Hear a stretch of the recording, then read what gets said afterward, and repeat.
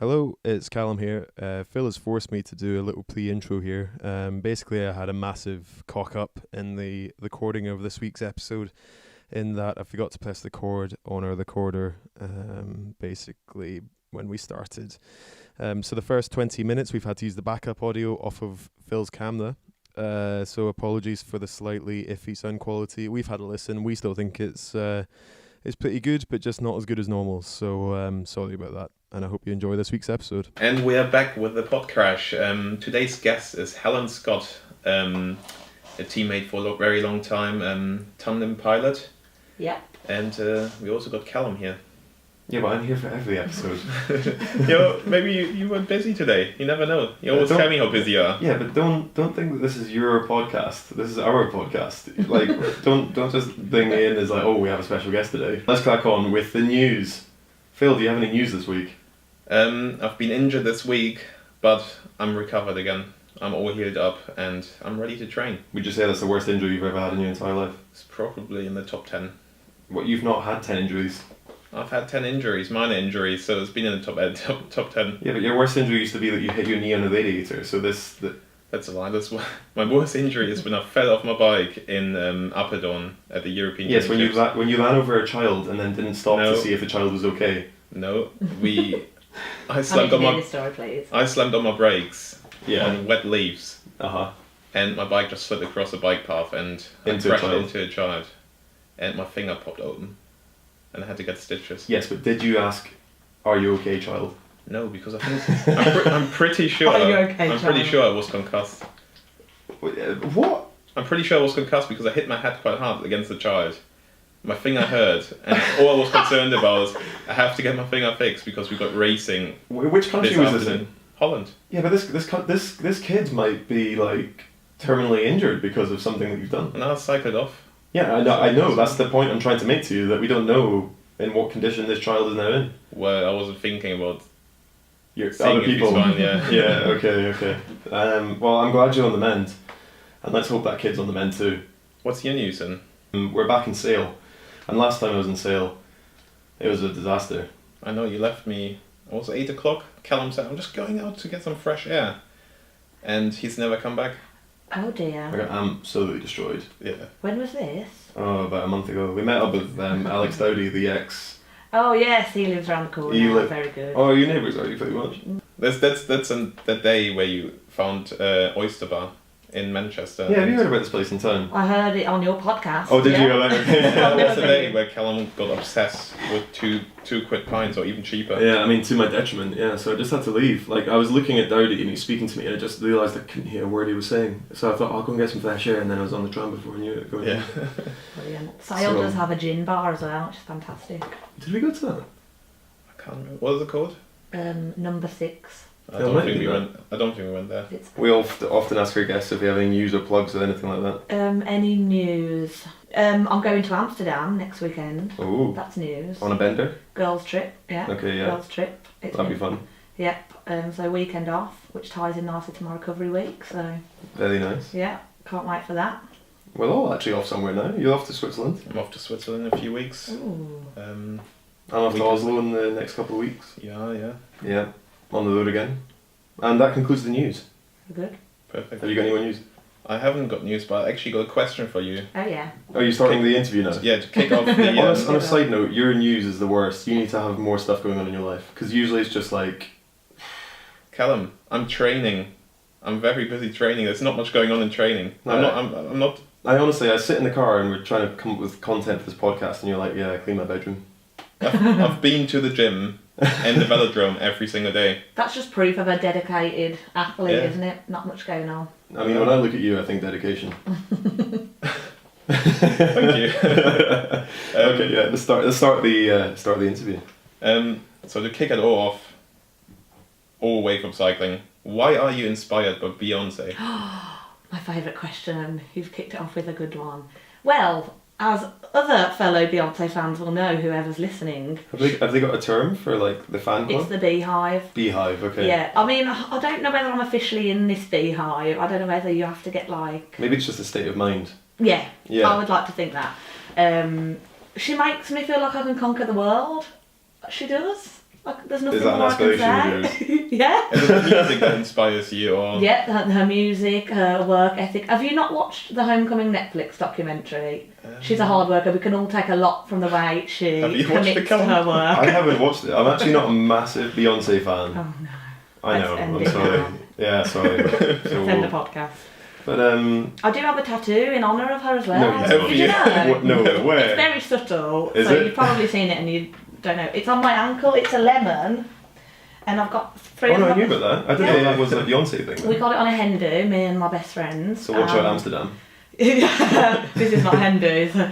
And lemon because in honour of one of her greatest ever albums, Lemonade, of course, Oh, of course. Yeah. 2016. I guess you have to be in the Beehive to get that connection. Yeah, I guess. I mean, we did think about getting a bee for Queen Bee, but then we just thought, lemon, why not? nice. So that's that. Fair enough. Yeah. I've been thinking about. Well, we were talking about tattoos last week with Steve Bate, because he's got a hell of a tattoo yeah. thing on the go. Mm. I mean, like, I don't think we went deep enough into it last week, but it's extensive. But it'd be good actually, I think, for listeners to explain Scotty's Law within cycling, because it's a good kind of segue, I guess, that last week we were speaking to a stoker and today we're speaking to a pilot. Yeah. So can you explain for everyone who's listening now what your job is and what a pilot means? Okay, so apart from it being a really cool name, and contrary to what a lot of people think, we do actually have to pedal a bike. Some people say, do you actually have to pedal? You just steer the tandem? And I say no. So my job is, I mean, the way I describe it is I ride the front of a tandem, I pilot a visually impaired rider, and I basically just ride my bike as hard as I can, but there's somebody else helping me along the way. So yes, I am in control of the steering and where we go, but ultimately it's a team effort. So I am the eyes of the bike. Fair enough. But so you're now a pilot, but you weren't always a pilot. No. So what age did you first get in the team? Was it around about? So I'd just finished college, so what's that, 18, Yeah. at the point when you move from home up onto the under-23 academy. I think it's now called the senior academy, isn't it now? They change the name every year. Yeah, it's annoying. I I've know. already told the guy who's in charge. I say basically, if you want to make it in British cycling, just change the name of everything, and people will think it's you and different, and then you'll make a name for yourself. But back when we were on it was the under-23 academy, wasn't it? So I wasn't on the ODP or anything like that, but I had guested a few times. And then I applied to uni and to the academy because I was of age. And I think I must have done like a really decent standing lap at the Nationals that year because they used to be in September, didn't they? And yeah, I got my letter. I started university actually in Birmingham. Oh, really? Yeah. How far did you get into that? So I did Freshers Week, Yeah. so that was great. One other week, and then I got my letter to say you've made it onto the academy, so that was that. Experiencing Freshers Week is one of the things I think we've missed out on most, not going to university, because like with the flats were in Fallowfield, and if you don't know where Fallowfield is in Manchester, it's like student town. And whenever Freshers Week went off, you knew about it. Like, the place was just a kind of debaucherous mess for like 2 weeks basically. It was Although I amazing. do feel we had our own little bits of Freshers little Week at bit, times, yeah. didn't we? But You yeah, can't compare to uni. no. I actually remember that Nationals when you had that breakthrough, because you were being coached by Lee Povey. Yeah. And I think it's weird that you actually went down the uni road, because I felt like everyone there kind of felt like you've done enough to get on the programme. So what made you have to...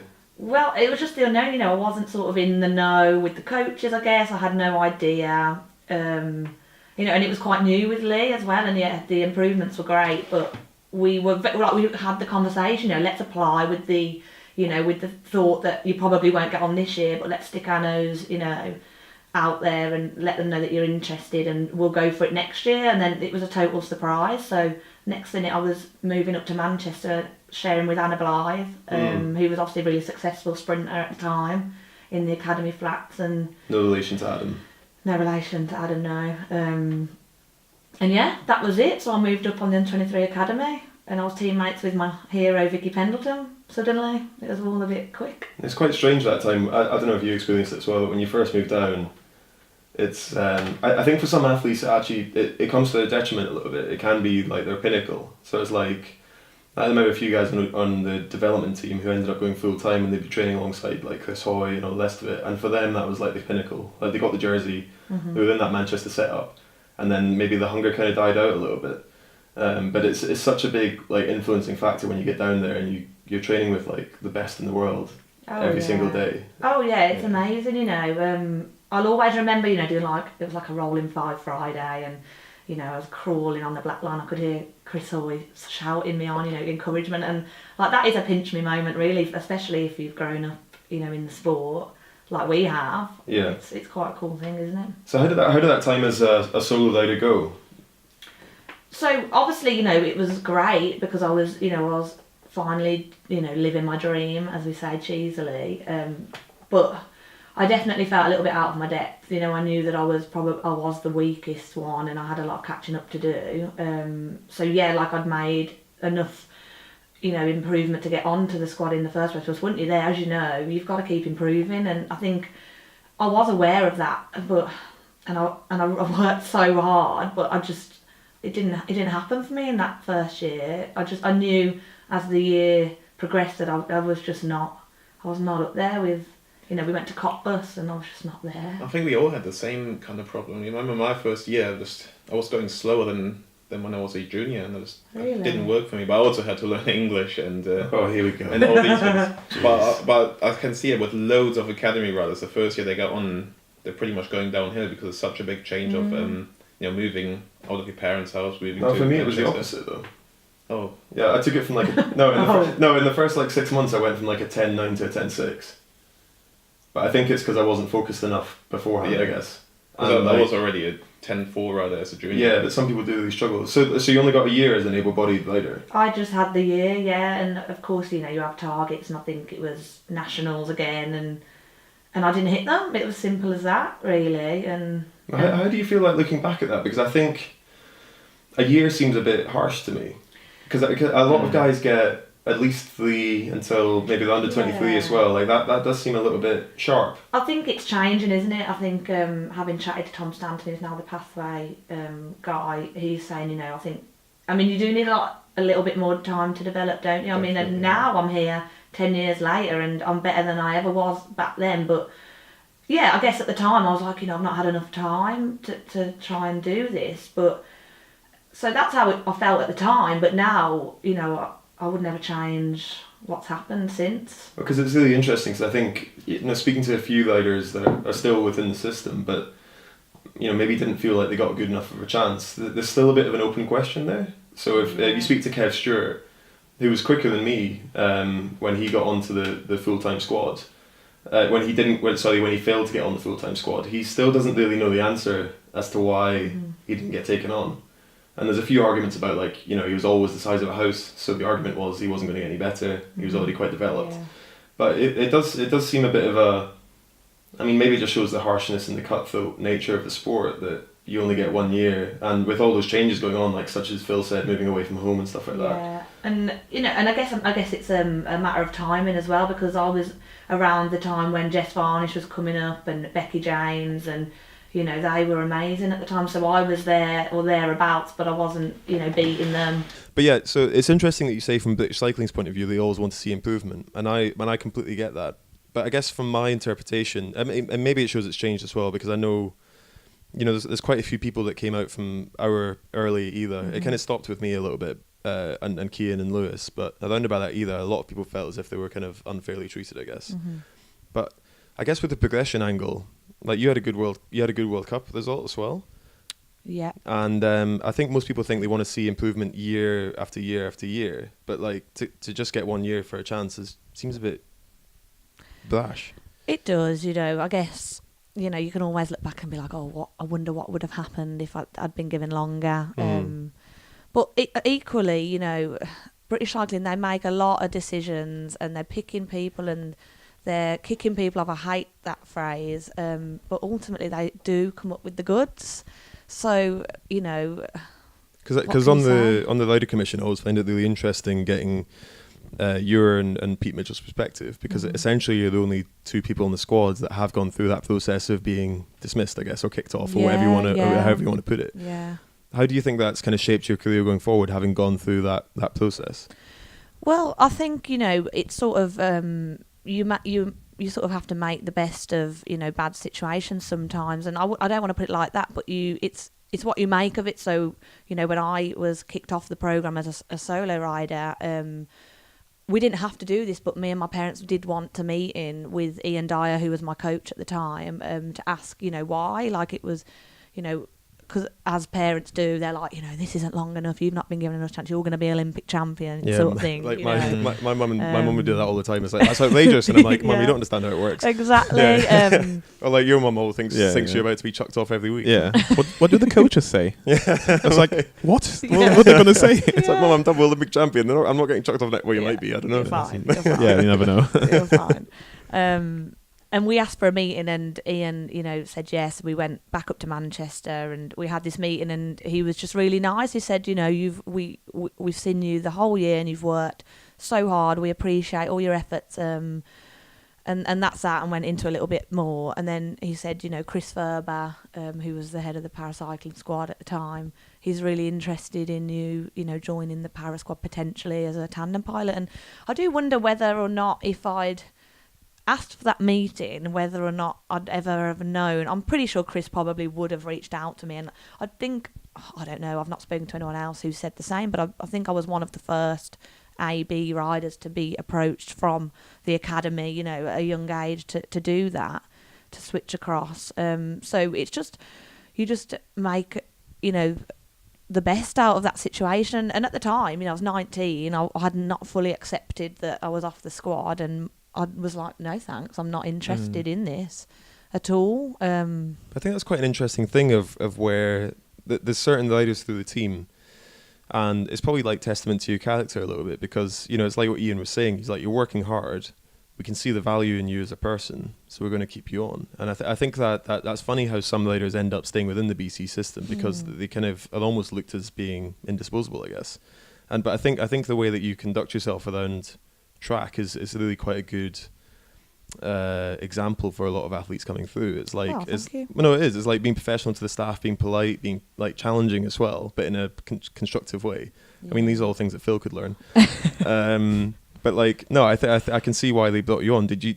I guess does that kind of come naturally, or do you think, like, is there like a professional kind of Helen Scott at work, here we go kind of thing? Well, I'm not sure anyone listening will think that I was a professional. Well, I know the answer to this, but it's for everyone listening here. Yeah. No, I think it comes with confidence, doesn't it? You know, when I first joined the squad, you know, I don't think I was the same back then in track centre as I am now. You know, it comes with learning and you know, working with the people and getting to know everybody, and just becoming comfortable in yourself and confident in yourself. And I was not a confident rider. You know, I'd gone from a decent national level rider to basically just being at the bottom of some international pile that included the best in the world ever. So, you know, because that was a different era for women's British cycling as well, because at that time they were dominating. Yeah. So I think looking up earlier, you got a fourth at that World Cup, and like the women's team now would like bite your arm off to get that kind of result now. The team sprint only got in 2008, put into the Olympics, so. Well, it was early days in the sport, I guess. Yeah, it was early days. Yeah. But still, like, it shows how groundbreaking that women's squad was. So, and like, maybe this is a bit of an unfair question, but, you know, as one of the riders who's been on the team, you know, for 11 years or something like that, what do you think the women's team is kind of missing? I guess, like, what would take it to get it back to that level, to get it back to the golden days of Vicky P and all that kind of stuff, just tailing it up year after year after year. It's mad, isn't it? I think it's getting better now. You know, we've got some young ones coming through like Blaine Davis and Millie Tanner, who are absolutely smashing it. But I think I just don't know. The rest of the world has just moved on, hasn't it, massively? And you know, we're still putting out times that maybe back then would have been amazing, but it's just not enough at the moment. But obviously totally rooting for them all to smash it. I don't know what the key is. I think the team needs a leader. Needs one woman that comes in and just maybe it's like the best in the world, and then all the other girls can look up at it. Because I think we've been struggling so much. I don't think a lot of the girls believe in themselves. I think they need someone to look up to and just... Well, like a Chris Hoy, Vicky P kind of figure. Yeah, and just so they can believe in themselves, and which is ironic because people who know Chris and know Vicky know that couldn't have been further from the truth sometimes. Like, those guys could be totally insecure about any kind of result they get. It's quite a kind of fake it till you make it kind of environment a little bit. Yeah. But that's no, that's really interesting. So like going back to when you were chucked, basically, was there real determination? Not I said that the wrong way. When you were It was that. let go, Yeah. was there a real aspiration to think, I've invested this much, I want to keep it going? Well, yeah, there was a little bit of that, and there was also a little bit of like fear, what do I do now, sort of thing. I've given up my university place. I'd got onto this team, and I thought I was going to be on it forever, sort of thing, naively. So it was a little bit of that as well. Yeah, and you're 19, and and I remember feeling really ashamed going back to my friends and back home and saying I'm not on the squad anymore, and you just think, what on earth am I going to do now? I remember there was Jeff Cook, who you probably didn't have much to do with, Oh, but you had a yeah, lot to do Jeff, with. Yeah. But I remember he always summed it up really nicely, and John Norfolk did a bit as well. He was like, whatever time you leave the program, but even if you're on ODP or talent team, you're still doing way more than what your friends are doing back home, and that's still like an incredible achievement to be there. Like to be on a national team, especially as competitive it was when you were back then. It's weird that you could still go home and feel that sense of shame almost.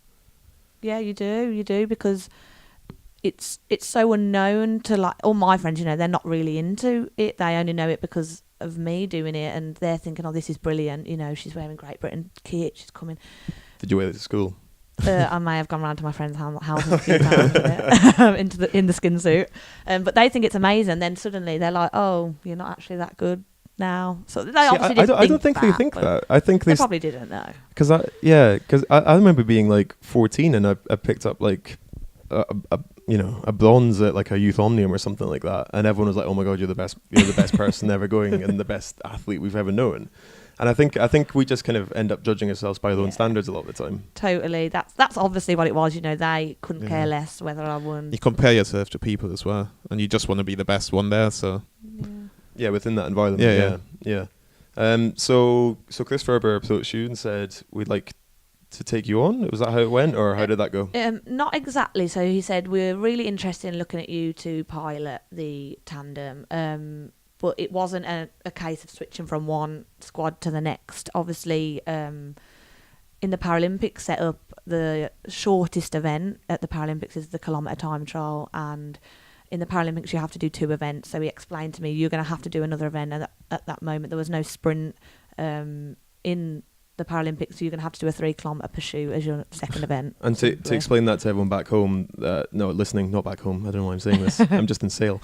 But to people listening now, the furthest you would have done at that point would have been 500 metres? 500 metres, yeah. So it's double. It was double the distance. So he says, we can't take you on unless we know you can do both of those distances. They already had Ellen Hunter on the programme as a pilot, who was reigning Paralympic champion with Aileen McGlynn from Beijing. So they needed to know that I was going to be better than her, basically. And, he said, right, I'm going to give you some training for the next 6 months, and we're going to do a ramp test. I don't know whether either of you two have ever done a ramp test. No, I haven't. I have. It's horrific, isn't it? It's basically just where it gets harder and harder and harder and harder on this like bike in the lab. And you go to the point of exhaustion, basically. Mm-hmm, yeah. I quite enjoy them, though. It's kind of like a surreal... I think also, maybe not you, but most cyclists, you as in Phil, most cyclists have this like urge to see how deep they can push themselves. And in a kind of like real painful kind of way. It's a really interesting thing to do. Yeah. It's a real mark of where you're at. It is, and it is to exhaustion. But then when you speak to people and you say, how long did you last? And they say like 15 minutes, and you get to minute 5 and you're like, oh my god, I'm dying a death. I can't go any longer. You're thinking, I'm not cut out for this. And simply I did one test and it just wasn't good enough, and they were like, really, like, we're so sorry, Scotty, you're not great at this. But I'm glad you say it is great, because that really is, to sum it up, like, you weren't great, but you're still good.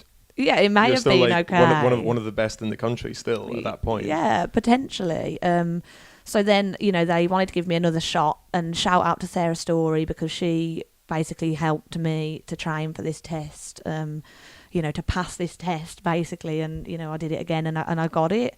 I got whatever result they wanted me to anyway. And then I was back on the squad, moved back to Manchester in an identical flat a couple of floors below, so back in with you lads, I think it would have been. Maybe not you, Cal, but certainly you, we Phil. were top floor in the bachelor pad. Oh, yeah, we were down below. It wasn't, demoted. No, they were good times in the flat. So I remember the walls were so thin, and the bedrooms were next to each other. And I was sharing with Cian and Maddie. And one day I was just lying there in bed. We both gone to bed, and I just went, Cian, and he went, yeah. He was in the room next door, and I was like, oh god, like this is me. I remember Lewis Oliva playing the drums until 2 or 3 in the morning, and Hannah Mayo, the endurance girls, the lift below us, kept knocking on the door at 3 a.m. in the morning, telling Lewis off. That's brilliant. I got shit off of Laura Kenny, previously Trot, because she said I walked too loud, and she lived below me. That happened to me with Hannah did it? Mayo as well, yeah. She said, I mean, I can like always tell when you're going to make a cup of tea, Scotty, because I Really? can hear you walking across your flat. They were terrible flats. Well, it was so close, and the most annoying thing was that like we didn't get free Wi-Fi back then, like all the kids do now, and so I was the one that opened my wallet and thought, No. We had a dongle first that we got given by British Cycling we had one. Oh, we had a single dongle between 5 boys with like 500 with megabytes. with on it. 500 megs for the whole month, and Phil would thrash through that in about 20 seconds. Playing World of Warcraft. Playing World of Warcraft and other activities. So yeah, I opened my wallet and got Wi-Fi. But Cian back then was such a nice, lovely young man that he gave the Wi-Fi code to everyone else. So maybe you were part of this as well. I might but have been, yeah. Basically, everyone in the flat was using my. I was like, why is it so fucking slow? And then it turns out that Cian had just been giving it to everyone because he wasn't paying for it either. But anyway. But those were good times in those flats. I think we've maybe lost something of that a little bit. I agree they probably weren't the best place to move down to in the first instance, because your two closest things were Pandola's, and if you Google Pandola's Fallowfield, you'll find out what that is. And the second closest one was Witherspoon's. Yeah. And then and then after that it was Chicken King, McDonald's, and all that kind of stuff. Like it was really pretty much a disaster place to put people, but they were some of the best years as well. Yeah. It's good times when you forget to lock your door and then suddenly random people walk into your walk flat. in. Yeah. Oh yeah, I've heard a few of those as well. Yeah. I got put through a wall. Oh yeah, you did. Yeah. Have you heard about this? I'm not sure. Well, because the walls are so thin. Like Lewis rugby tackled me one day, and I literally just went through the wall. Wow. You two used to have a lot of fallouts, to be fair. Yeah, we did have a lot of fallouts. We get on well now, just for short spaces of time, I guess. Yeah. But anyway, so yeah, you moved up again back on the Para squad. So how did that? So I remember watching your TED talk earlier today. Shout out to Helen Scott on TED. TED talk, when I didn't even know how big a TED talk was. Yeah, and you were saying that your kind of knowledge and kind of experience of the Paralympics was quite slim at that point. So how did that transpire between thinking, I want to be the best in the world at the Olympics, to saying I want to be the best in the world at the Paralympics? Yeah, it was strange. As I say, as you know, the Para squad and AB squad, we all trained together. So I already had friends on the Para squad before I'd got onto the squad, like Jodie Cundy, Sarah Story, and Barney, of course. So although I knew what they'd achieved, I can't even remember ever having watched a Paralympics, which is awful to say. And so then, the mindset comes like, okay, so now I'm looking at London 2012 Paralympic Games instead of, not that I thought I was going to be going to the Olympic Games, but that was the switch. And I can't ever remember thinking anything of it, really. It's just, that's what I'm doing now. That's my goal, and I want to get there. Okay, yeah, because I think to again, to make it really simple for people listening, it's like you don't have any kind of disability at all. No. You're basically there to try and as a pairing win a gold medal, basically. Yeah, with the a person in team the back. effort. Yeah, for sure. So what year was that you were taken back on? How long did you have before London 2012? So that was 2010. So like middle of 2010. So of course that was 2 years before the games. Yeah. So guns blazing from that point. Pretty much, but as I say, I think Ellen still was on the squad, so there was some selection processes happening, and I think if I remember correctly, that was for like the first World Championships that I went to in Montichiari in 2011. So then I think from that point I was sort of the chosen pilot, I guess, for the sprint bike. The selection points are a really interesting one, because it seems like there's quite a lot of contention. Not contention, but it's really difficult to decide who's the fastest pilot, especially back then, because it's as you said, it's a team effort. Yeah. It seemed like there was one power output. Like how was that for getting your head around? Because obviously as a solo rider, it's just based on your times and the fastest goes. Yeah. But for this, it's a little bit more subjective. Would you say? Yeah, a little bit, and it's still a point of contest now. You know, we've obviously got 2 male sprint tandems, and we're trying to decide which is the fastest pairing and things like that. The selection process was strange, and it was simply one person does a time trial with the Stoker, which was Aileen McGlynn at the time, and the next one does the same with Aileen, and whoever goes fastest, that's clearly the difference between the 2 bikes, sort of thing. And I think that's exactly what we did, and that's how they picked them. Yeah. So how did you get on with that first pairing with? Because obviously you've been going. So with Steve last time, he's only ever ridden with Duggleby basically. Yeah. So how did that work out with switching with the previous pilot to working with Aileen and stuff like that? Did you guys kind of gel quite well together from the off, or was it a little bit of a work in progress? Yeah, I think so. I mean, Aileen was obviously very experienced. She'd been to Athens and Beijing and won at both. So she was very much like, all she cared about really was, are you going to get me a gold medal in London, sort of thing. And I was just like this 20-year-old, like, oh, I hope so. I don't know. Yeah, because she's a good bit older at that point. Yeah. So, it was fine, really. She was, she's quite good at showing me sort of how it all happened and things like that. But as I say, because we had an age gap, we weren't best friends. So in terms of the friendship element, it wasn't perhaps as good as it could have been, or, for example, like what Sophie and I are now. And Aileen was very much like, we must win and break a world record every time we get on the bike. Well, she did in warm-up sometimes. I broke another world record. I remember Anna Blythe used to just think it was hilarious, and in the warm-up, I think Anna had switched to the endurance squad at that point, and we were riding round, and she'd go past in her line, and she'd look right down and go, Aileen, and Aileen would look up, and she'd go, have you got a world record today? So it was funny. But I guess, that was her expectation, and I had to feel it, I guess, because Ellen and her had been so successful. So it kind of came full circle. Aileen and I ended up being teammates at Gold Coast 2018. We had a little minor fallout there. Actually, it was quite funny. So I remember we were living in this Airbnb above a shop, and it was really difficult for dope control to get there, and there was all these like locked doors, and it was really hard to get through. And obviously I'm quite passionate about anti-doping, and I wanted to make sure that the testers could get in. But so I'd make sure all the doors were open, and then all of a sudden they'd just be locked the next day. Oh. And then I'd be like, oh, what's happening here? So then I'd open them again, and then we had like a team meeting, and I was like, the door's staying fucking open. Like, no, like we need to let the dope testers in here, all this kind of stuff. Like, I'm not missing a test because the door's locked. And then all of a sudden Aileen like pips up and says, oh yeah, it was me. I've been locking the doors. And I was like, why? And then she was like, first of all, it was a theft. It was like a theft issue. So she thought someone was going to come in and like, oh god, steal us all away in the night. And then second of all, she's right. She is right. She's right. And then second of all, is because of a fire risk. Basically, she didn't want to be trapped inside this Airbnb as it turned into a towering inferno. Basically, I 100% agree with her. Yeah, of course you would, because you love to disagree with everything. So yeah, and then obviously like you got to London, and that was probably quite a big success. Yeah, I mean, of course, it's our most celebrated games, London 2012. But it's funny how you say a success, because I didn't see it like that at all going to the games. Well, you got a silver and a bronze. We won a silver and a bronze, yeah. But looking back now, having been to Rio, I remember thinking, I didn't think of it at the time, but I know that I wasn't ready at all to go to a game. Certainly not a home games, the pressure that was put on us, especially having watched the Olympic guys and them winning basically everything that was going. We were going there, and gold is always the expectation, isn't it, from our team, which is fine. But we were nowhere near a gold medal like at that year's.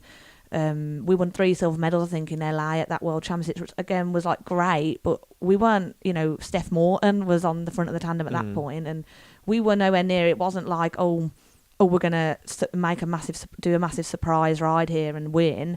Like, I don't know why anyone ever thought we were going to win a gold medal, because I just don't feel I was ready for it, and it was so overwhelming, and I don't think I performed well. I think I crumbled a little bit under the pressure, although we got the ride out. I don't think it was a PB actually, you know, and with all the kit and support we'd got, to me, I felt that was a bit of a failure on my part. So how did that tee up with Aileen basically saying we need to get a gold and we need to break a world record? Because, I mean, obviously that's, I would still call that successful games. Yeah, and, you know, and really it was, isn't it? You know, as I say about my friends and that, you know, they were all in the stands and my family, and I looked up and they were just jumping up and down. They didn't care whether I won a single thing. I could have fallen off the bike and they just thought it was brilliant. Me being there, you know, what a place. But I remember going up to the stands afterwards after getting my silver medal, and I ran to my dad and I just sobbed in his shoulder and he cried in mine. And I was crying because I was so sad, like I'd not won a gold medal, but he was crying because he was so happy that I'd won a medal. And I'll never forget that, you know. And I remember thinking, like, I just don't ever want to feel like this again. All my teammates have won a gold medal. And all you'd won a gold medal, Phil, and everybody had won a gold medal, and I'd got a silver, and I was like, this isn't what I'm But for. in that split moment, did your dad think you were crying with happiness as well? Probably. This is probably going to be news to him when he hears it. Oh, really? And it was just all overwhelming, wasn't it? You know, the whole thing. Yeah, it was just mad. So do you think it was mainly a mental challenge there, or do you think physically you weren't ready? I think a bit of both, Yeah. to be honest. Yeah, a little bit of both. I hadn't quite, I think, you know, the year that I was on the academy and I say I wasn't ready, I think it's taken me up to maybe 2014-15 to really know my body and what works and what doesn't. So I just physically and emotionally wasn't ready for it. Although I had a lot of support from friends around me like Sarah and Jodie, who'd been to many, many games and been so successful. For me, I wasn't ready. I mean, arguably Jodie had a worse time at that specific games. Yeah. If you haven't seen it, YouTube it. Yeah. But talking about knowing your body is like a really important thing, because like Phil, you're kind of known for the less is more approach. But that's always worked really well for you. Yeah. So I know when I get tired, and I know when my times start dropping off, I just need to quit the session and go home. And you know, in the past, it used to work for me, and then I tried a different approach where I said to myself, I didn't need to push through it, because you always get told when you're younger you need to push through these barriers. Even if you go slow, you need to keep training. And I tried this method, and it just went terribly for me, and this doesn't work. So for me personally, I need to just do what I feel like works, and it used to work in the past. And but you were probably quite unusual in terms of being someone who seemed to understand their body immediately. Yeah, Like, you guys used to laugh at me because we used to find it hilarious. Yeah, because you were the laziest cyclist. I know.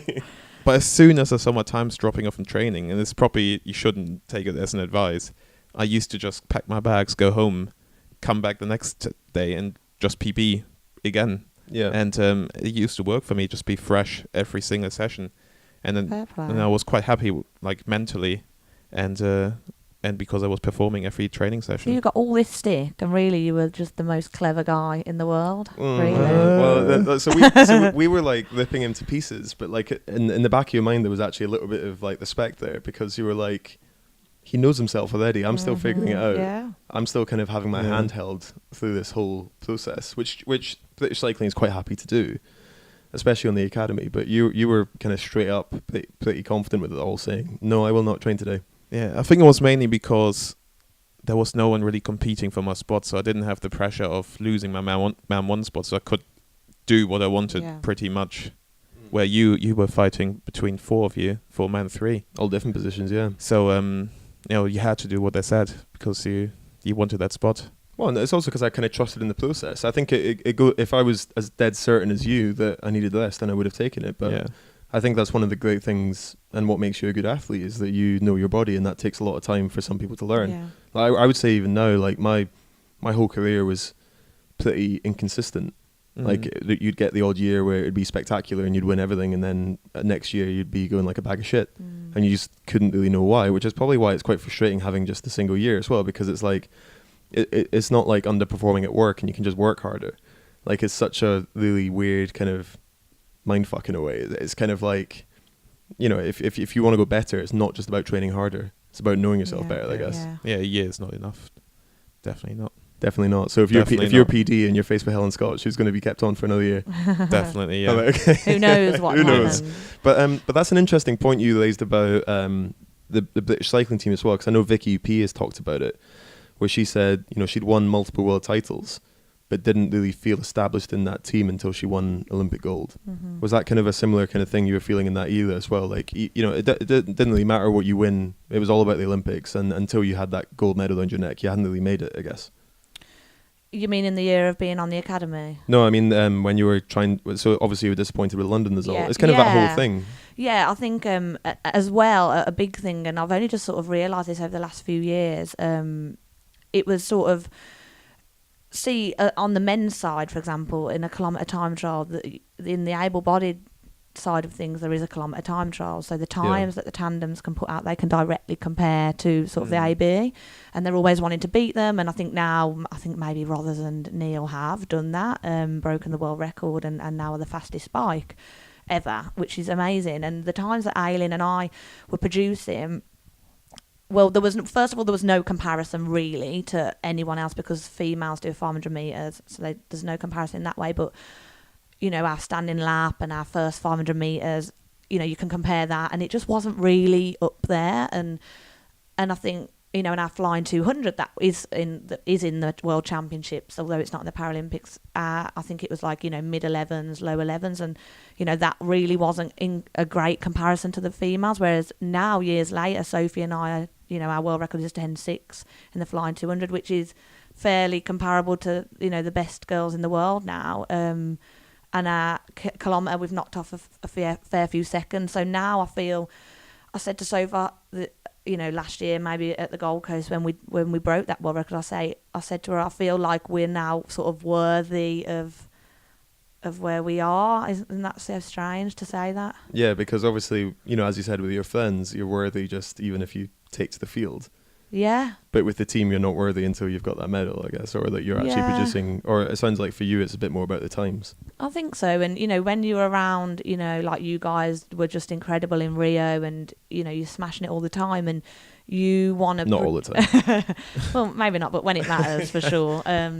You want to put out times that your teammates look at and think, oh, like they're pretty good. Yeah, and you want that. And at the Gold Coast, we felt that, and I don't know whether I really want to ramble now, but there was a moment after we'd finished and me and Sparky were walking out the velodrome, and I bumped into Anna Mears, and she said to me... Well, one of the most successful female sprinters of all time. Yeah. Yeah.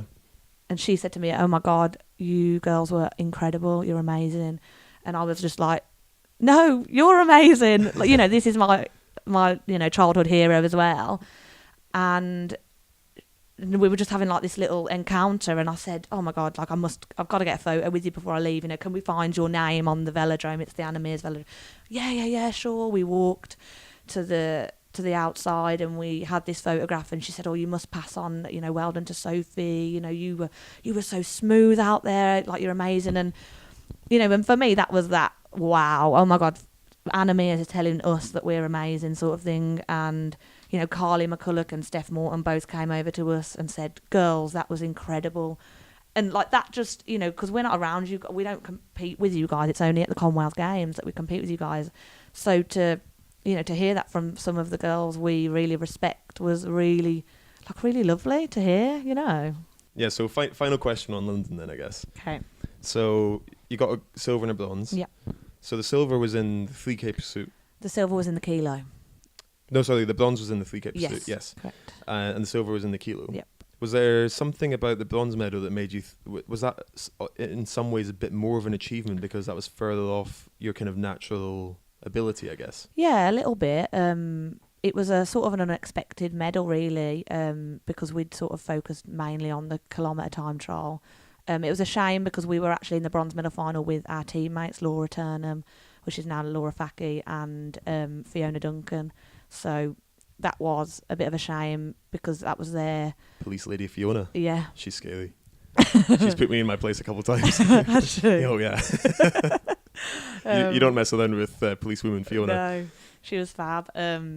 So, yeah, that was a shame to be racing against them because that was more their sort of event, but they still did have 2 events on the road to do. And, yeah, we were in the bronze medal final against them, and I think it was a really tight match, actually.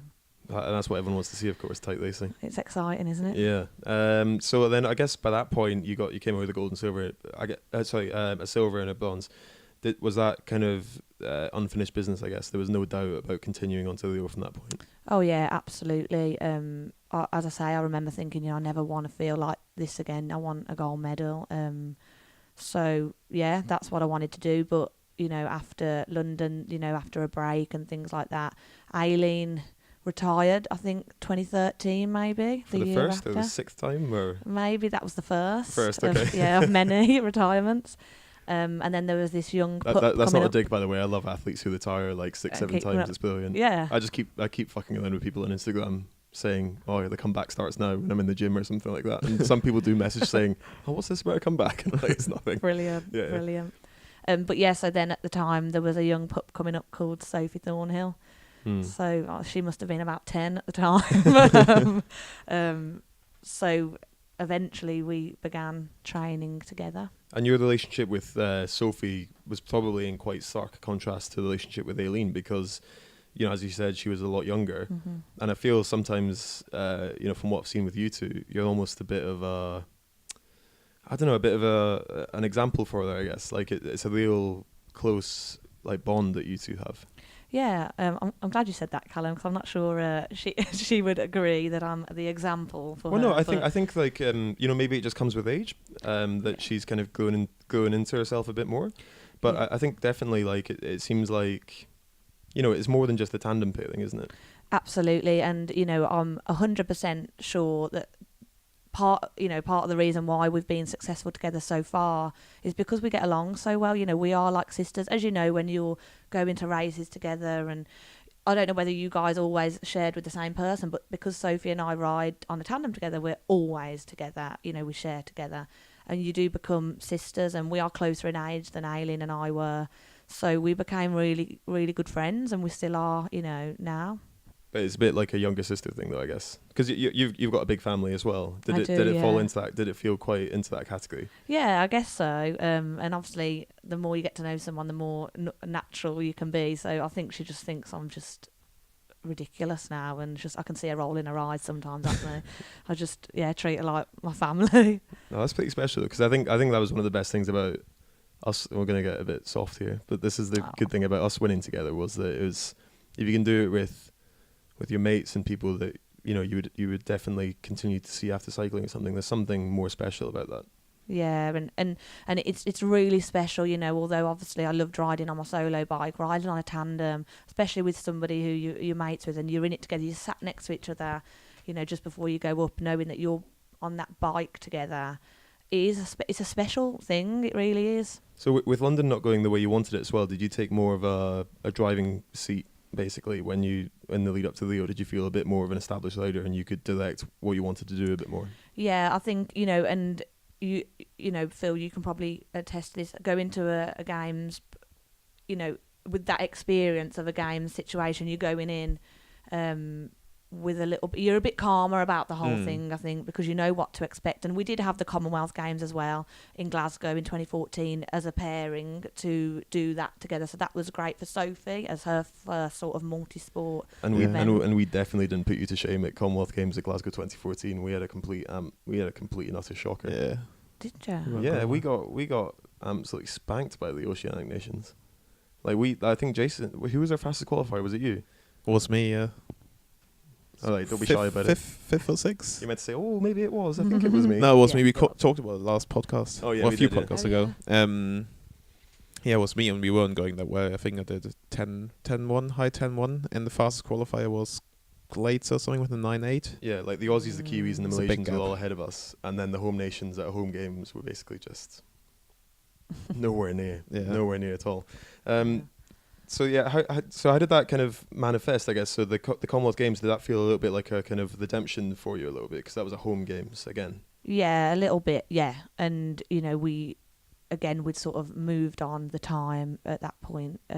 It wasn't a world record, but Sophie and Rachel James had set that in Aguas Calientes, so we hadn't broken the world record, but we'd moved on the time a little bit more at that point, so that was quite a nice thing. And yeah, I mean, our biggest competitors there at the time were Aileen and Louise, who competed in this year. So you or were up last year. against your old tandem Yeah. Stoker. Yeah, and Yeah. you know, Louise Haston, she's a really good friend of mine. So that was, you know, it was nice to compete on a massive stage because it was a great Commonwealth Games, wasn't it? Really, you know, it was a home game. Sun was shining. The sun was shining all week. Yeah. Got a great tan. Some people got sunburned as well. Yeah. Anyway, but no, So I guess that's where you kind of feel like you're really kind of got your feet solidly in the ground by that point. And was Sophie kind of. Do you feel like you're almost like a little bit of a coach there at that point because of the age gap a little bit? A little bit, you know, as I say, I tried to, I remember chatting to her about this, you know, talking to her about, okay, so this is the Commonwealth Games village. The Paralympic Games village is much bigger than this. It's, you know, there's more people, there's this, there's that. So that was all for the preparation for Rio because, as I say, I felt very overwhelmed in London and I didn't want Sophie to feel the same as me. So it was all with the thought of 2 years ahead, yeah. So again, going back to your TED Talk, I'm going to plug it again. Oh. I remember you said something that was quite, maybe a little bit unusual compared to some leaders. So in Australia, there's Stephanie Morton, who's now tailing it up in the able-bodied team. You know, like one of the most accomplished sprinters on the scene at the Yeah. moment. And I guess one of the questions you would ask quite routinely was, okay, so you've had a pretty successful Paralympic Games. Will you ever move back to able-bodied? And you said no. Mm-hmm. So Yeah. so where did that kind of sit with you? Having come from someone who kind of said, I've to be brutally honest, I've never really watched Paralympic racing, to being at the point where, like, you know, this is where I belong. This is what I want to do. Yeah, and you've just said it, Callum. Like, this is where I belong. It's as simple as that. I love what I do. I love racing the tandem, and I love racing it with Sophie. It's not about racing the tandem. It's racing it with somebody who we flow well together. You know, people ask me all the time, "Would you go back?" And and my honest answer is, I don't think I would be good enough. I mean, maybe if I'd never gone on the tandem and had all this time and not been sort of let go after a year. But when I first went on the tandem and it was with Neil Facky to have a go, I do remember thinking, like, this is what I'm meant to do. Like, I love it. You know, how Phil was saying about moving the bike around, it was scary. Like, that's what I love. I love that. Was there something about a team element? Like, did you always feel more comfortable being part of a team opposed to being an individual rider? Because in able-bodied track sprinting is very much an individual pursuit, I feel. Like, even though we have a team sprint, it's definitely like, you know, you can pick it to pieces to the point where, like, you know, I was man 3, I was often letting the team down. And it was pretty obvious where the weak point in the squad was. Even though it was a team event, you can basically say, oh, Callum was shit, Phil was good, Jason was good. Like, was there something about kind of going through that experience together? Yeah, I think so. I'm not sure whether, you know, as I say, I feel different about being on a solo or on the bike because, of course, as a pilot, I feel like there is an added pressure with me that I have to make sure the bike's on the black line, that I'm not hitting loads of pads, that I keep Sophie safe. You know, and we've had some, you know, every mistake that is made on the bike, in training, in racing, is the pilot's fault. It's never Sophie's fault. So that's a pressure, you know, getting out the gate straight. That's me steering that. Yes, Sophie has to be as still as she can for me, but so I still feel like if there are any mistakes, they're going to be looking at the pilot. Does she ever give like little bits of input though? Because it's not like blind football where people are totally blindfolded, and Sophie's not completely blind. No. Does she ever think, or have you ever ridden with a pilot, a stoker, who's gone, oh, we should go now, Scotty, and then like tries to steer the bike a little bit? Yeah. Matthew Rotherham, actually, at the National Tandem Champs last weekend, he steered me a few times, but not really. No, as I say, it's because Sophie is able to see a little bit when we are in a match sprint and we're sort of winding up the laps. I'll just, if I can't see, because obviously the tandem is a bit longer and you've got a person to look round as well, I'll just say, like, "You're good, we're good, Soph," and she'll be like, yeah. But Sophie, you know, I'm really grateful to, because she trusts me. She does trust me, and so she'll just respond to me. But I do say to her, you know, if you do see something that I clearly haven't, just shout at me or press on the pedals, and I'll respond.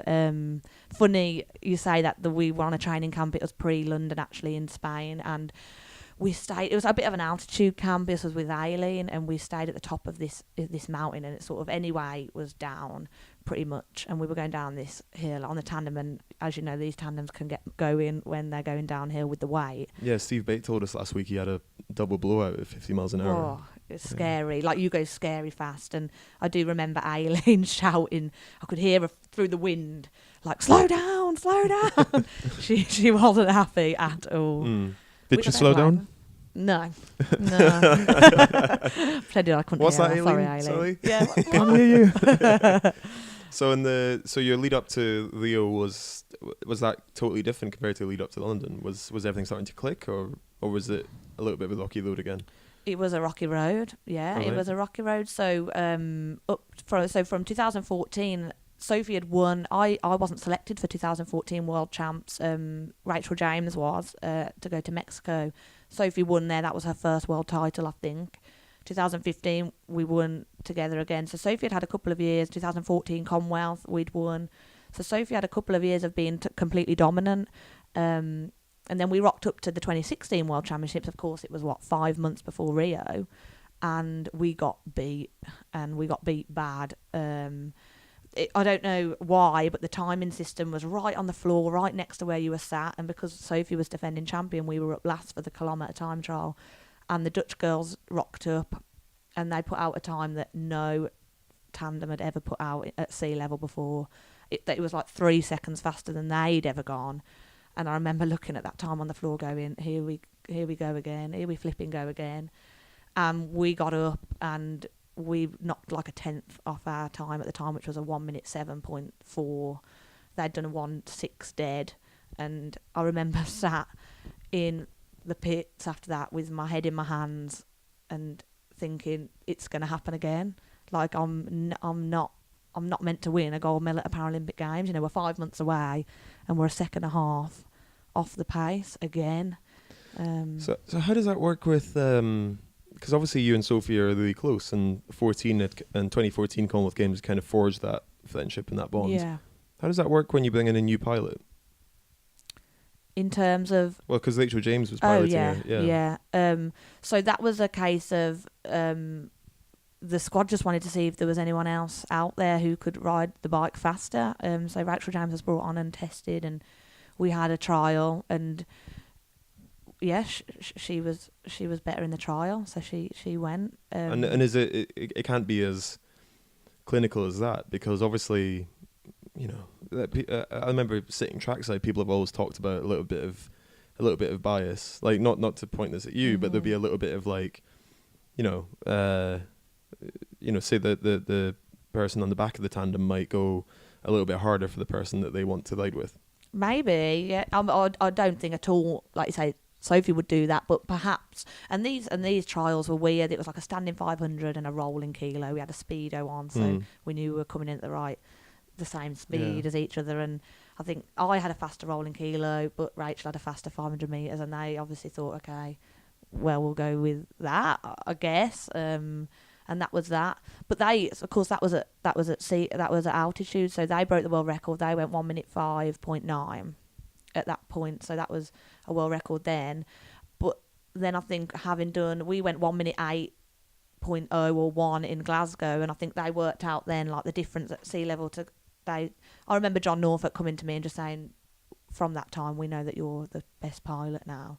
Oh, right, and okay. that was sort of that. Yeah. They'd obviously worked out the difference between altitude and sea level. Because we've talked about, you having no competition in 2012, 2016, but like dealing with that competition internally and just fighting to get that jersey on your back is a different kind of fight to just getting to the games. Oh, yeah, and I think that was the best thing that could have happened to me, having that, because up to that point, I'd gone a fair few years, 3 or 4 years, without anyone to push me.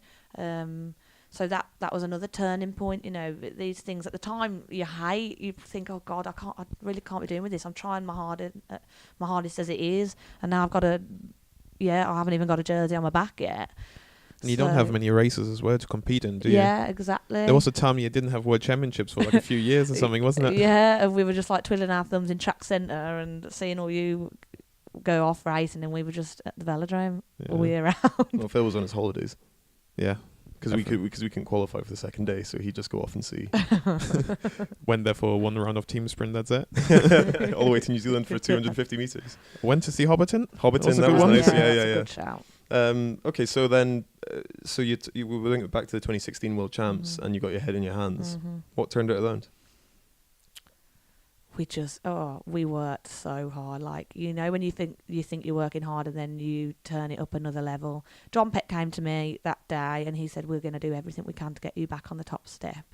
And do you know what they did? We sat down, John Norfolk was our coach at the time, and we just had really difficult conversations, you know. You're not pulling your weight. You know, it's me and Sophie, we created this sort of non-personal sort of atmosphere, friendship, whatever you call it, relationship, where we were going to call each other out, you know, for the next 5 months. If we didn't think one person was pulling their weight or rested enough or eating right, and we were going to make time to talk about that and do it and say it and leave no stone unturned, and that's exactly what we did. It's just stalking each other's Instagram stories. Yeah, what are you doing? Are you sat down? which you kind of did to me a I little did bit. to you, yeah. Because when I found photos of Callum and he looked pretty drunk, I messaged him. I said, "Why the fuck are you drinking 2 months out from Rio?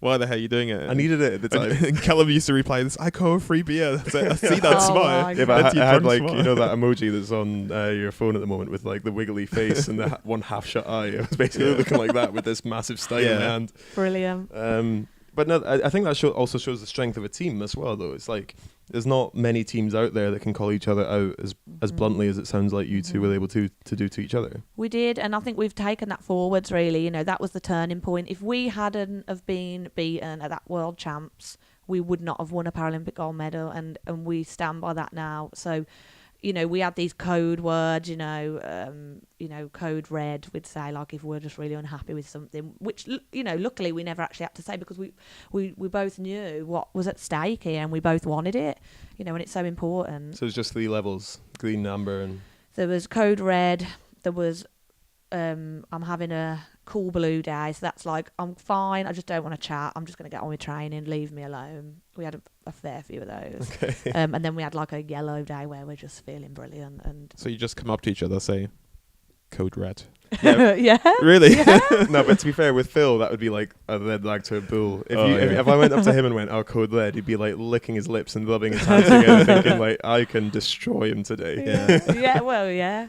So that's how it worked, and yeah. So that was the kind of real testament to your success, was that kind of ability to pull each other up, push each other on, and I guess so with later James falling out the picture, it wasn't about beating someone else; it was about improving you two as a pairing. Oh yeah. It was about winning that gold medal, and we knew we had a big old chunk, and even like, you know, to the day. We woke up that morning of the Paralympic, well, it's obviously a final in the kilometre time trial, and we still had no idea, you know, what the rest of the world was going to do. But all we knew is that we were going to do the best ride we'd ever done. And even the lead up to, like, so the day before the games, day of the games, you would still give the blue or the red or the code and all that kind of stuff. Yeah, it was. So we was it still all- use it a little bit today, really. Okay, but I guess there's a time and a place. So the closer we get to Tokyo, that's when it will start coming in again. I think so. Yeah, it's just, you know. Yeah, it's when you need it the most. As I say, it's not a personal thing. It wasn't like, I'm angry with you. It's just like, we both want the same thing here, so we need to push each other. And if you see something that you don't like, I don't want you to resent me or go back home and be like, "Oh, I didn't think Scotty was pushing enough weight in the gym today." You know, just say it. You know, and it's not taken, because one day we're going to thank each other, and luckily we did get to do that. Yeah. So I guess Leo went. Was that better than expected, I guess? Yeah, I mean, in actual fact, the time that we'd sort of put down, this is what's going to win a gold medal in Rio, that isn't what we did. We were a little bit off that. But on the day, as you know, it doesn't really matter what time you've put down 6 months before. If it's the fastest on the day, it's the fastest. And I think that's something that people don't understand as well, because as you said, it is who's best on the day, and it's that 4 years, or in your instance, it'd been a pretty rocky path on the way to there as well. And for all of that to come down to one day, like how do you feel you dealt with that stress better in Rio compared to how you did in London? Like, you know, because it's 4 years of work coming to a minute Yeah. and minute and 7, minute and 6 or something like Yeah. that, isn't it? And it's something I think you forget about, don't you? Like in the meantime, in the 4 years in between each games, you do forget about, oh my God, this is all on one. Right. I said to you, didn't I? I don't know whether you remember it, your retirement party. You know, I don't know how you sat on I'd that. had a few alcohol-free beers Yeah. at that point. Sitting on that line and in the Olympic final, knowing you've got Phil and Jace next to you who are defending champions, knowing that you've got to get on the back of that train, or that's it. I can't express how impressed I was by handling that pressure. But we all go through it, don't we? Like every day you're on the line going, I need to get this train off to the best start in the world. And I don't think you think about it. You no, don't know. at the time you don't. The Olympics felt like just any other race. I didn't even think about it was Yeah. the Olympics. Like, I was too busy trying to beat you at Civilization. yeah, we were playing computer games until like 1 a.m., 2 a.m. and thinking, shit, we need to like stop playing this game. We've got race to do in 3 days' time. So And that's the secret to the success. Yeah. I guess it's about distracting yourself from the consequences, because if you Yeah. thought about the consequences, so like I think it's something like 10 billion people at some point will tune in to watch the Olympic Games. I'm sure if Paralympics is not far Mhm, away, yeah. it'll be in the billions. Will tune into some event at one point. Like if you thought about how many people are watching Yeah. you in that stage, and you know what you've got to lose, you just wouldn't have the capacity to succeed, I guess. No, exactly. You do. It's just like, you know, we say to each other, it's just like every other day training. You know, we do this every single day. We get out that start gate every day. And I do remember sat on the start line in Rio. It's the calmest I've ever felt. Mm. And it's true, you know, when they say, can you sit on that bike and think you've done everything you could?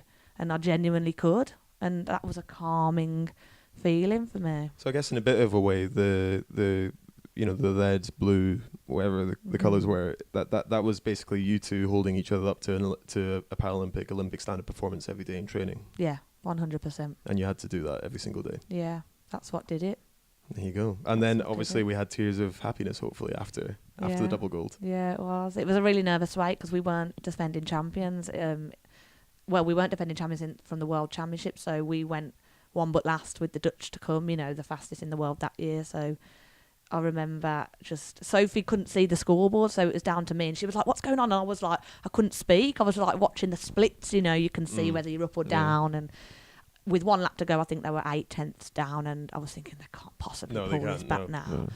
now. But that's one of the best. Like you probably haven't experienced this from not doing that many kilos, but I think that's one of the things that makes that event fantastic, especially as a competitor, because you can go off with 10 to go, and you'll be watching it, and maybe with like 5 to go, if you're still up there, you think, oh, I'm getting closer. But like it's just, as a spectator, it's one of the best things, I think, especially if you've invested as much as how painful a kilo is, just to watch that stopwatch. I feel the same with the flying 200. If you've done a good time, you're on top of the score. There's only 15 people to go, and then you see, And then all of, a still on sudden, top. all of a sudden you're 16th. Yeah, so, yeah, then you suddenly, how did I end up 20th?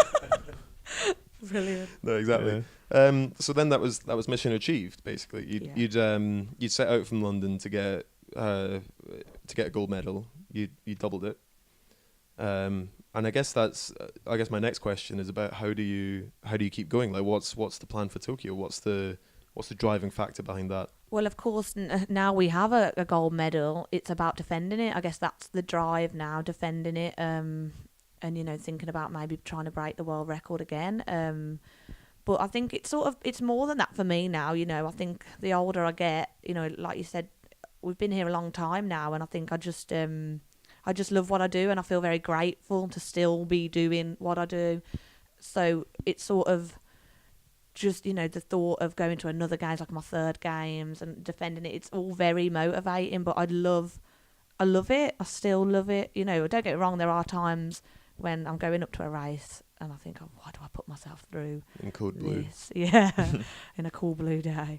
But, you know, it's a good life, isn't it? Do you think you found a bit more balance since you moved on from being a younger athlete? Because I this might sound really weird, but I always remember having admiration for you being on the 7.5K pay barrier, which was like what you get when you first move onto the team. Yeah. And I was like, and I go and speak to the performance lifestyle lady. It was Jo Harrison at the time, and she'd be like, "Oh yeah, Helen Scott's saving like 200 quid a month." I'd be like, what the how the fuck did she manage to save £200 a month? Is that what you said? Yeah. And I remember like, oh yeah, well, if I'm going out, I need to make sure I've got this much to spend, and then that's it, and then I won't go out again, and then so it always seems to have been like quite a strict kind of structure to what you do outside. So nowadays you're also doing stuff with university and coaching and stuff like that. So talk us through what you're up to kind of keep that balance. Oh God, I mean, my memory's not brilliant. So to think back to those days, but I guess like my dad's fab, you know, he'll always like drill it into us, you know, just don't live beyond your means and all that jazz Phil. and stuff. And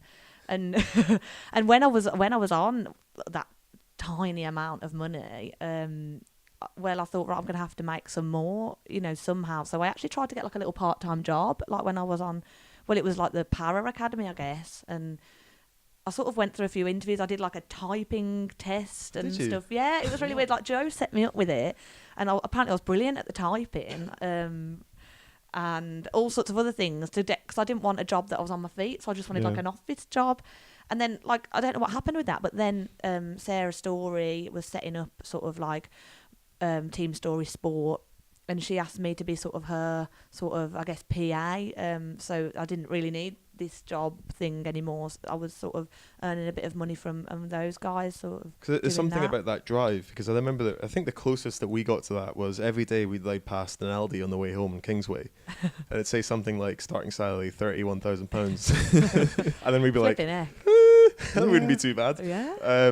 But I guess it was all about kind of living within your means and like making the most of what you had. Yeah. But did you find that balance in a way? It wasn't just financial. It was about having, you know, a purpose outside of cycling.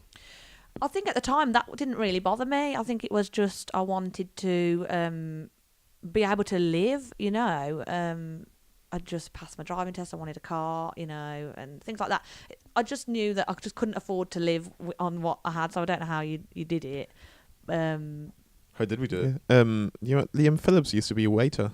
Did he? Yeah, did you not know? He used to work No in like way. no, actually, yeah. he used to work in like Chiquito or something like that. Yeah, as a waiter, because he couldn't live on the 7.5 Yeah. grand, so Yeah. he used to be waiter part time. And you just decided you'd make tons of money out of World of Warcraft. No.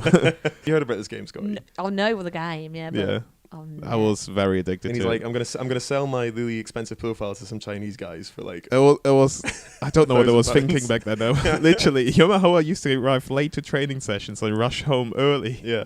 to play this game? And like it nearly ruined my Wow. career, or saved my career. I don't know. Okay, so we got the part-time typing job and Say the Story, all that kind of stuff back in the day. So what you up to now? Because you all seem like someone who's got a few strings to the bow. Yeah, I've put on my Twitter profile thing at the end, like, I'm busy, because I am busy for my sins. I do it to myself. So I have been coaching for a while now. So around London 2012, I got my coaching qualifications, and I've been doing a little bit of online coaching. So that's going well. And then I started university in 2015 as well, doing exercise and sports science at Manchester Met. Because at the time, I remember I was really interested in strength and conditioning, and I said to our old gym coach Martin Evans, I says, Mark, if I wanted to do what you do, like, what do I need to do? Like, what qualifications do I need? And he said, well, full stop, if you want to work within the EIS, you have to have a degree. So, like, a week later, I was signing up. So, yeah, so I started that, and I've been chipping away sort of ever since. And I guess it's just, you know, I'm not really very sciencey. You know, I guess I wanted to do a sports course that we could just chat about the Olympics all day, every day, but that's obviously not what it's about. It's very, very sciencey, which it seems obvious because it's in the title. So it's not really, I find it very challenging, but I am learning so much, and I'm taking it a little bit across into my own training and chatting with the support staff and coaches and stuff. So that's sort of in the background, really, but my real passion is the coaching side at the moment. So you think after sport you want to try and give back in that way, I guess? Like, so not so much in terms of a gym coach, but actually as a cycling coach. Yeah, definitely. At the moment, that is sort of the first thing that I think of. I just love working with people, you know, and I try and help out on some of the junior camps and any of the EIS initiatives like Discover Your Power, stuff like that. I love that. Yeah. Because we had quite an interesting like observation about coaching in the Palace setup. So do you want to? Yeah, there are not many competitive cyclists as a coach coaching the Para program, are there? Like on the able body program, you've got Jan, who used to be a competitive cyclist, Yeah. Justin. Yeah. And Kev on the used to, yeah. yeah, Kev, and on the para program, there's no one really that has been a competitive cyclist, really, has there? That's a great point. I guess John Norfolk was. Yeah. He was probably the only one. I know a lot of them are keen cyclists, but no one has moved over. I'm not sure why that is. Because I'd absolutely love to, having been on my squad, the para squad, I'd love to be a coach on it. So maybe that's one thing. Maybe I that can door will look open for. down the line or maybe. something like that. So we're going to wind up with the most important question of the day, which is, Helen Scott, you seem to get invited to a lot of weddings. And Cian and I get invited to literally none. I'm not quite sure why. You get to go to a few. I get to go to a few, yeah. Love a wedding. Absolutely love a wedding. I'm not sure if it's because, like, okay, so at, like, at Laura Kenny's wedding, I was standing next to Len Simpson Parker, who was a pathophysiologist.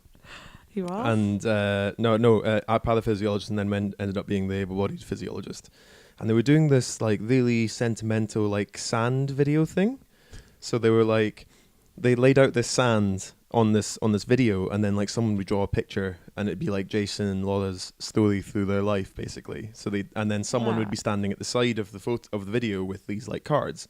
So it'd be Danny King and Laura's sister Emma with these cards saying, like, this is what this little sand drawing means, and then the person would wipe it, and then it'd be this little sand drawing means. So everyone was watching it. And I remember thinking, like, who's the loudest person here?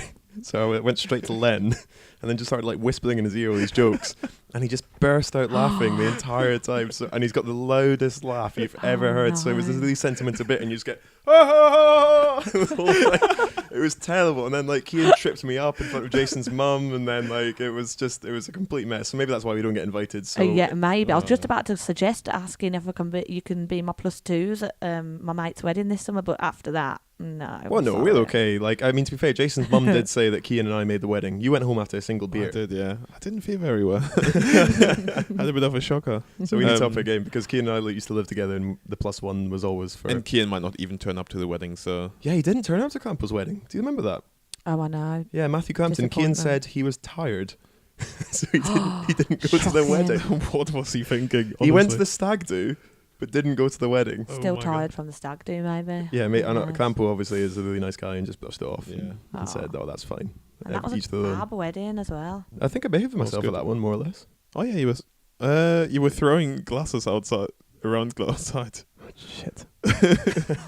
And Tennant's wedding, you were throwing stools and tables around outside. I mean, I don't know what comes over me at weddings. Maybe that's why you don't get many invites. Yeah. I bring a bit of energy to the party. I've just got uncontained. It's not about them, it's about me enjoying myself at the wedding. Yeah. Anyway, so thank you, Helen. It's been a really interesting chat, actually. Yeah, Thank thanks. you. I think it's what we found going through all these ones. Like, we've known a lot of these people for years, but we don't We don't don't really know know them, them. Yeah, and it's good to get under the skin a bit. So thank you very Yeah, much. thanks. Thanks for having me. It's been great. And if you want to follow Helen on any social media, go and shout it out. At Scotty2507. And if you want coaching from Helen Scott, you can go to... Just tweet me at Scotty2507. Oh, okay. Slide into the DMs. Slide into the Slide into the DMs. DMs. And please subscribe and like our podcast. No one listens to that anyway. We need to... Actually, one news we forgot to say is that we were in a new and noteworthy Yes, we were. section, yeah. yeah. On iTunes. Just we right were at the end. Yeah. New and noteworthy. So please give us ratings Please. on the podcast apps, whatever, so we get in there again. Yeah, that'd be nice. I mean, like, I don't really care, but you really love... Oh, I love it. Yeah, Absolutely you love it. absolutely love it. So for Phil's sanity, and so he texts me a little bit less. You're texting me about 60 times a day with various updates. Yeah, because you don't reply to me. That It's just cracks me. It's because you overload me with information the entire time. Anyways, let's Anyway, wrap it up. okay. Thank you, Scotty. Cheers. Thanks.